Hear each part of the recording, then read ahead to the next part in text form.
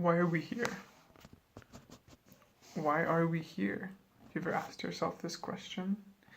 I think most of us have at some point wondered, what is our purpose here on this planet?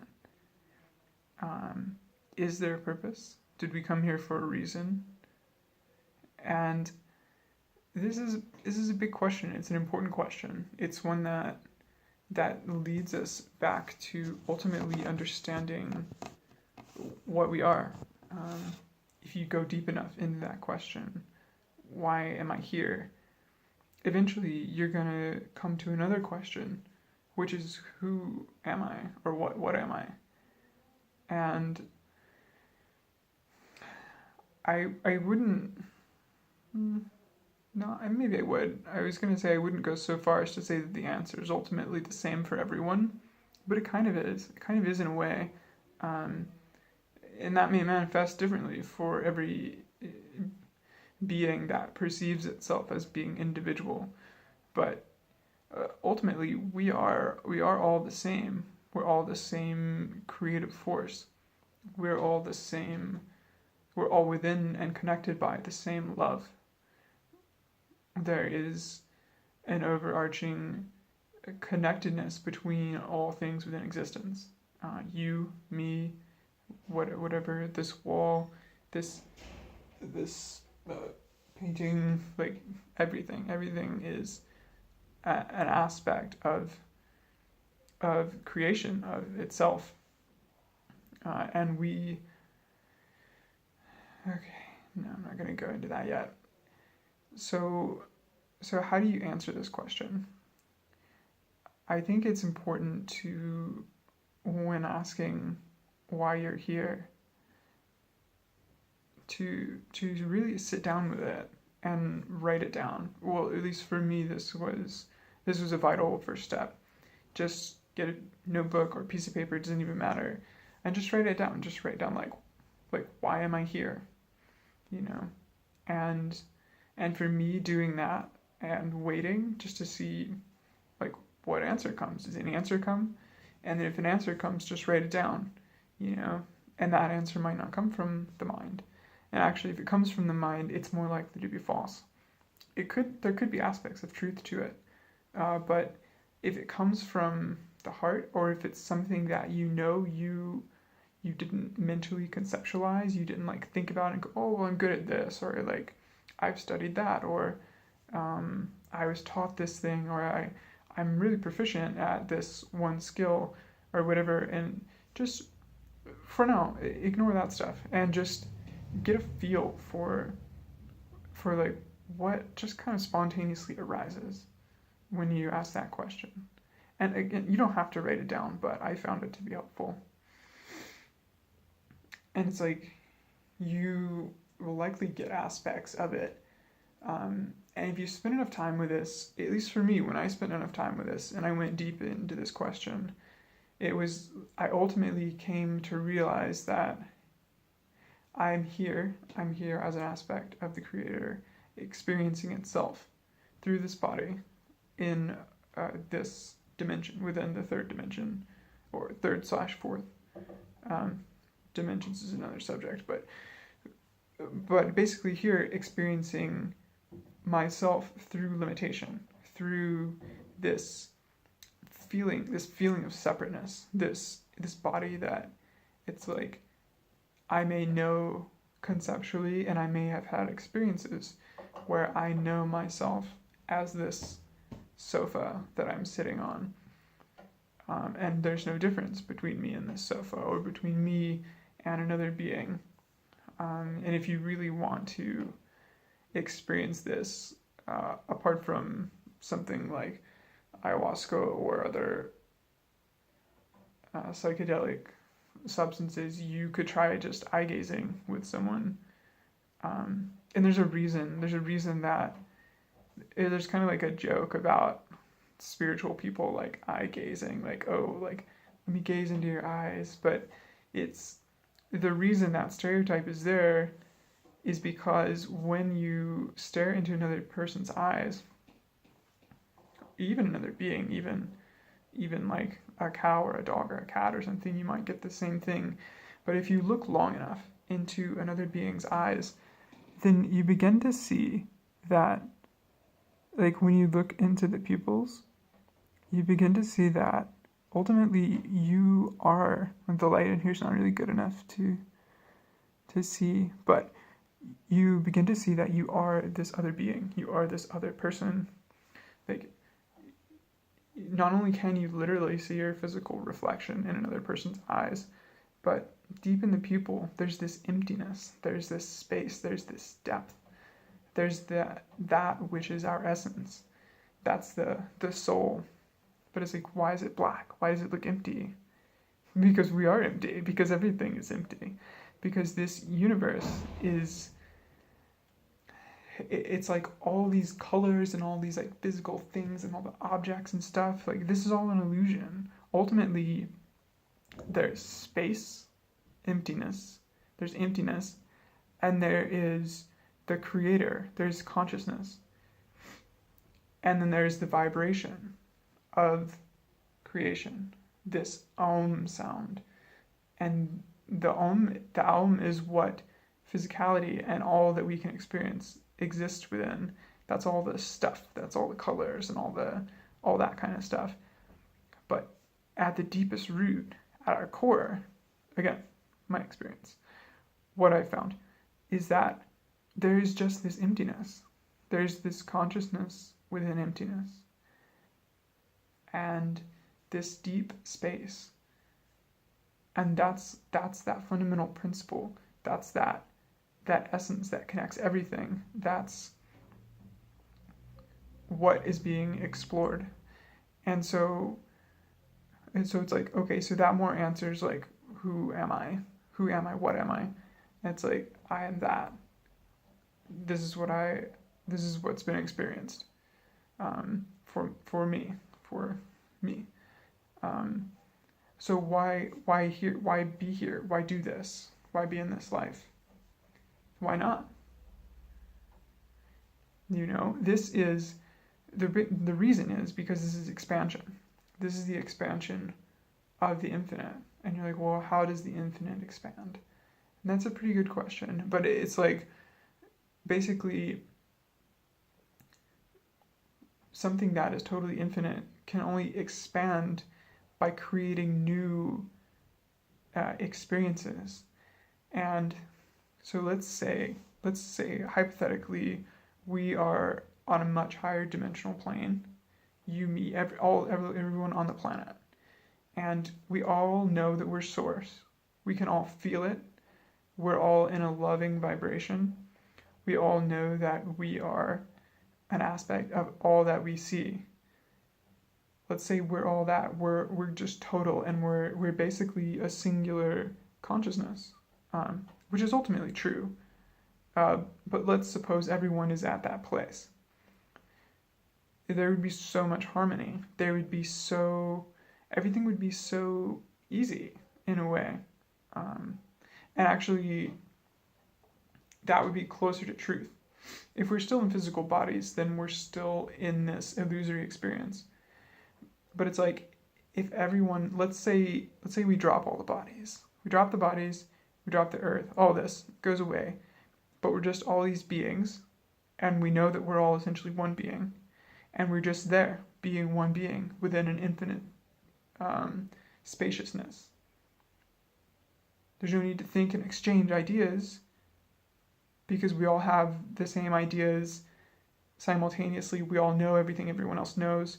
There's no room for expansion. It isn't like nothing can happen. It's almost stagnant.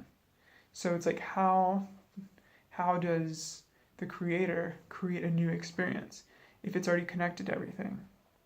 Well, it's like, oh, I've got a great idea. Let's make a place. Let's make a game. Okay? And in this game, we're not going to have any idea who we are and of our connection to everything. In this game, we're going to be in bodies. We'll pick a body based on, we're going to learn some lessons. Okay? So let's say, I've never been in a body with curly hair. I think, so that's good. I'll add that. And I want my parents to, I want to be able to learn a lot. So I'm going to choose parents and step-parents that are teachers. This is true for me. Um, and, I want to, I don't know, like, I want to be creative. I want to be able to express myself in this life. So, okay, two of my parents are going to be artists. At least two of my parents will be artists. Or for a career focus. Again, this is true for me. So it's like, so we start building these things, and I'm like, okay, now I'm going to go into this body. And in this body, I'm not going to know my essence. I'm not going to know where I came from. I'm going to forget all that, because this is the game. This is the program. We come into this, we forget entirely who we are, where we came from. And we forget our connection to all that is. For fun, to learn, for new experience. And it's like, wow, so dense. Like, I can't even fly in this realm. I can't just like consciously focus and create something into existence. And the records. Supposedly there are people that have been able to do this, that have had this ability. They've been at such a high vibration, such a consciousness, that they could literally will something into existence. There's also rumors, there are tales this is how the Great Pyramids in Giza came to exist, was from like group mind consciousness focusing to manifest an object, basically. But again, like, we can't do that. Like, or at least we perceive that we can't do that. This is what it feels like. And I'm like, okay, so I'm here, I'm learning all these lessons of this separateness. And it's like, all right, what would make this more, what would create more lessons? What would create more learning and new experiences? It's like, oh, I know, a bunch more aspects of consciousness. Many, many other parts of consciousness coming into other forms and bodies, thinking that they're all separate also. So they all think they're separate. We all think we're separate. Different. I'm not you, you're not me. There's a separation. No, it's mine, not yours. This kind of thing. And it's like, what better way? What better way to learn lessons? What better way for that which is infinitely connected and present to experience something new? It goes into this place, this physicality where basically the opposite of truth comes into experience. And then we're here, we're playing this game. And life seems like a long time, but when we wake up from this dream that we're in, and we stop playing this game that we're playing, we realize that life is so short. So short. And really you could exit at any time. This is like, we're playing a game. It's just like a video game. As a matter of fact, video games are the best, I'd say the best metaphor to describe our experiences, to describe life. Okay? Like, if you've ever played Zelda or some kind of, Zelda's a good example, but a better example would be like an MMO RPG, which is like, most of you probably know this, but for those of you that don't, it's a video game where you have many people, massive multiplayer online, so many people playing. They're these characters, they have these actions, they do these things. Okay, they're within a game, they're within a program, and they have to follow the rules of that program. It's just like being in a body on Earth. It's the same. Okay, so it's like you're there, and then it's like maybe something happens in the game, and you're like, oh, I died. And then you come back into your body, and you're like, I died. You're like, well, I died. My character died, whatever. And then maybe you get mad. Some people get mad. Maybe you just laugh. Maybe it's funny. Maybe you're like, oh, whatever. I'm done with this game. And you don't pick it back up. But this is just like physical death. Okay, it's the same. It's like, it's not the end, It's not the end of you. It's like, no, you're just done with that game. You're done with that game. Maybe you come back and you pick it up later. Maybe you complete the game. You graduate from the game. You finish it. And you move on to a new experience. That is raising vibration. That is understanding your purpose. That's remembering. The purpose of the game, in my experience, is to remember. Remember where you came from, who you are, why you're here. And there are many aspects to this. It's like that remembering, I mean, that's the simple idea, but part of that is raising your vibration, is becoming more self-aware, being self-reflective, going within, opening the heart, realizing that all experience externally is ultimately reflecting your inner reality. That's how you let go of things. That's how you rise up and become more aware. And then after you're there, after you have your realizations, after you've come to these new understandings, then you get back. Then you get back to those that are still trying to figure it out. And you say, hey, this is what worked for me. Or you're like, this is what I've found. You share. You teach and you learn. And you learn and you teach. And it works like this. And as this is where I'm right now. I'm at this place where I'm like, okay, I want to share. I want to share what I've learned. And that doesn't mean there's not more to learn. There's an infinite amount to learn. If you're in it to learn, you can learn infinitely. There is really no end to what can be learned and understood. So at this moment, this is where I am in this program, in this game. I'm like, okay, I want to share. I've had these realizations, I've had these experiences, and so now to move further, I don't even want to say up, because it's not like you're vibrating up. It's like more rapid. So it's like, let's say like this is like the like earth vibration, like normal, like consciousness. I don't even know, normal consciousness is so relative, but let's say it's like this, and then as you start raising your vibration, it's like the wave changes to this like thing, and it becomes like, and eventually it like vibrates into this new, like a new state of existence, a new vibratory state of existence. And for me, this is my purpose. This is what aligns. It's like when I ask myself, what am I here to do? It's like, I'm here to increase my vibration and to help others do the same. That's what feels true. That's not what I think is true. That's not what my mind says. This is what you need to do. No, that's what I feel is true. And the heart never steers you wrong. The mind always contradicts itself. Notice, if you are trying to make a decision, you're trying to understand something, you're trying to figure something out, if you go into your head, it's going to give you two sides, because the mind is dual. It's going to give you two sides to every situation. It's going to be the little guy on your shoulder here and the little guy on your shoulder here, and they're going to be fighting always. This is the mind. This is how it works.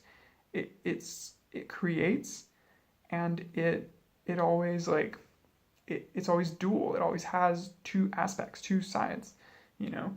Left hemisphere, right hemisphere, complete opposite every possible way, and they'll have this. They do this dance. Okay, but the heart is singular. The heart is centered and singular, and it will take you to truth. The heart is the door to your essence. It's the door to truth. It's the door to knowing that you are source, in my experience, of course. So please, again, this is not, I'm not telling you like this is the way it is, like you have to follow this. It's like, no. Have your own experience, learn your lessons, do what feels best for you, what feels right for you. Okay, this is just my experience. This is what I found. And what else can you do? What else can you do to learn why you're here?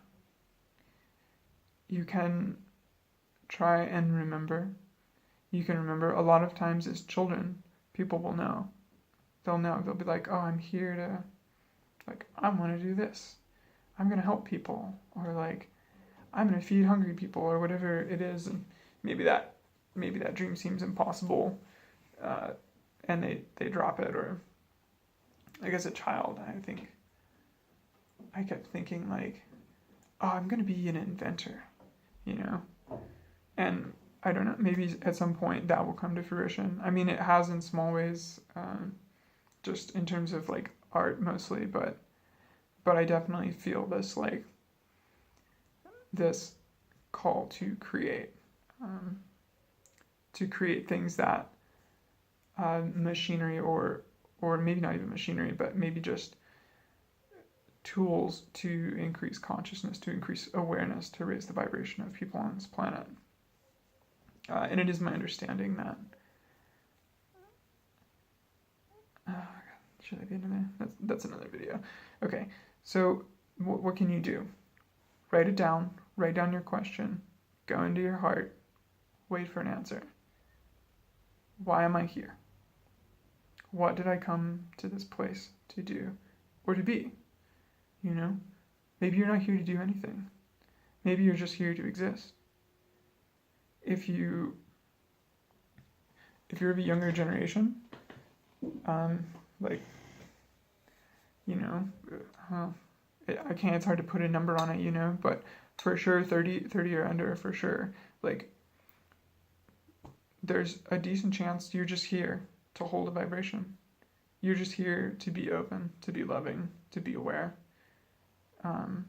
to help other people, and just to like hold this space of love to help the planet increase its vibration out of this like dualistic negative place that a lot of people focus on, which, and I don't feel like it's their fault even that is the case.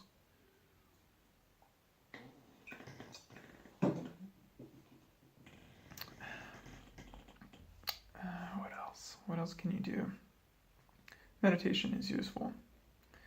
A lot of people say that, and here's what I'll say about meditation. If meditation calls to you, if it's something that you feel drawn to, definitely pursue it. If it's something that you're like, oh, I don't want to do that, then don't do it. Don't do it. Like, follow what gives you joy. Follow what brings you joy, what brings you into alignment. Like, that's closer to truth, you know? And that can even be the practice within itself. It's like, if you are following your joy, your bliss, if you're coming into this, like, you're like, okay, what really is just like satisfying and brings me joy? You know, what is that thing? What does that? And you do that, and you become more joyful, more happy. You're increasing your vibration.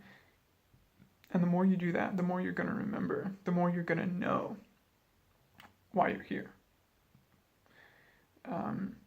So meditation can be useful. Yoga can be useful. Any practice that focuses on opening the heart center. I recently was at a yoga center in, I don't practice yoga every day. I did at one point, but I do not currently. I'm not going to get into that. It's another video. I'm going to have like a million videos by the time I'm done speaking about everything I need to say. But anyway, this place, Hridaya Yoga, Hridaya, it's in Mexico. It's in Mazunte, Mexico. It's very affordable, and it's beautiful. It's amazing. The way they teach there, they teach this like really slow meditative yoga, and it's all heart-centered. It's all about opening the heart, which is pretty much, that's where, in a planetary sense, that's where we are right now. Like, the heart needs to open. It's got to open. Like, we got to open this up in order to come into truth, in order to understand why we're here, and to move into the next state of being.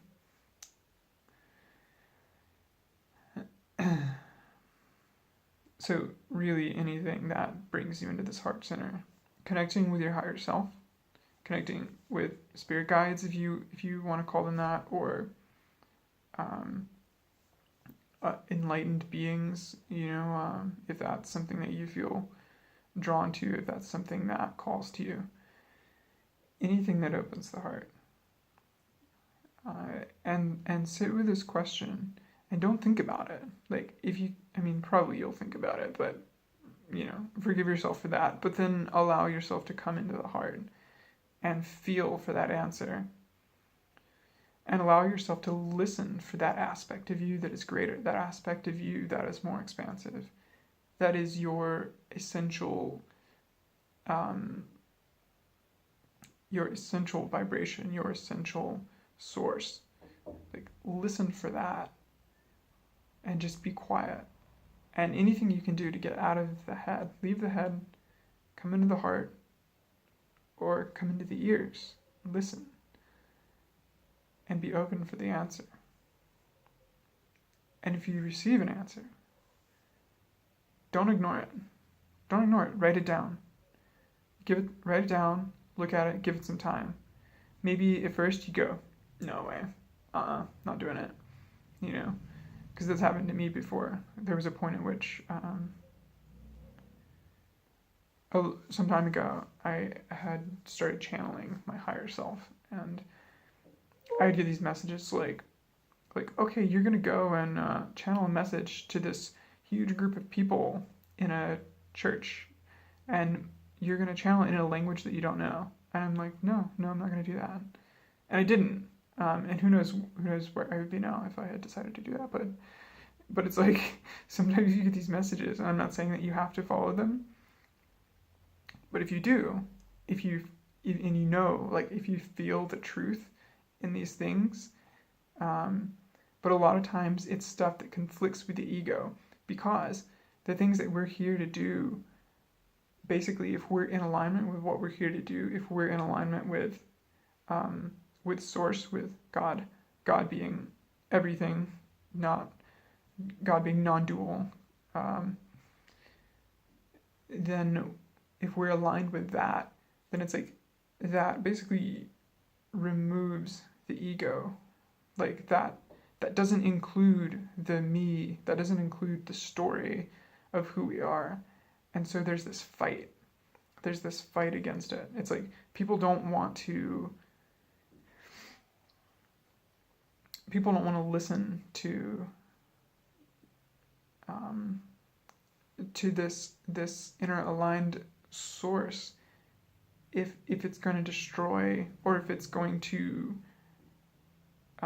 make their ego go away, or if it's going to somehow diminish the ego. And it will, because that's what it does. That's the whole point. That's the whole game. That's leaving the game. That's awakening within the game, which is basically, to tie this back into, let's say you're playing a video game, it's like, that's like going from this moment where you're like so into the game, and you're like, oh, this is happening, and it's like you're totally identified with this character on the screen, and it's like, it's not you, but you're like really identified. You're like, that's me, and I'm trying to like do this thing, and then suddenly you have this self-reflective moment, and you're like, oh, like what am I doing? Like, why am I'm like so absorbed in this, so distracted by this, and it's not real.